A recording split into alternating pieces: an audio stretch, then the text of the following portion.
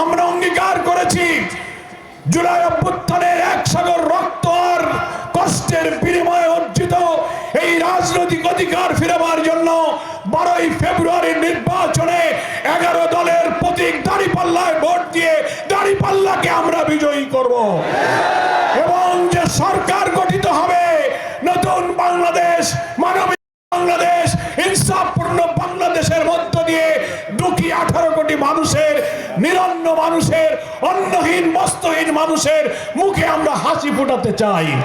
মহান আল্লাহ তাআলার বিধানের মধ্যেই মানবতার কল্যাণ, এটা হিন্দুরা এখন স্বীকার করছে। ডুমুরিয়ার হিন্দুরা বলেছে কোরআনের বিধান চালু হলে আমরাও নিরাপদ থাকব।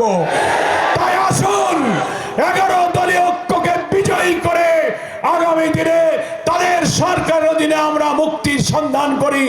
বাংলাদেশের সব মানুষের মুখে মুখে একটা আওয়াজ, একটা আবহ তৈরি হয়েছে যে আমরা এবার একটা পরিবর্তন চাই। সেই পরিবর্তনের অর্থ হলো গত 54 বছরে যে 3টি দল রাষ্ট্র শাসন করেছে তাদেরকে আমরা চাই না। কারণ তারা দুর্নীতি করেছে, দলীয়করণ করেছে, লুটপাট করেছে, ভিন্ন মতের উপরে দমন পীড়ন করেছে, ধর্মীয় ব্যক্তিত্ব অধিকারের উপরে হামলা করেছে, চাঁদাবাজি করেছে, খুন করেছে, ঘের দখল করেছে, সরকারের নদী খাল বাড়ি সব দখল করেছে।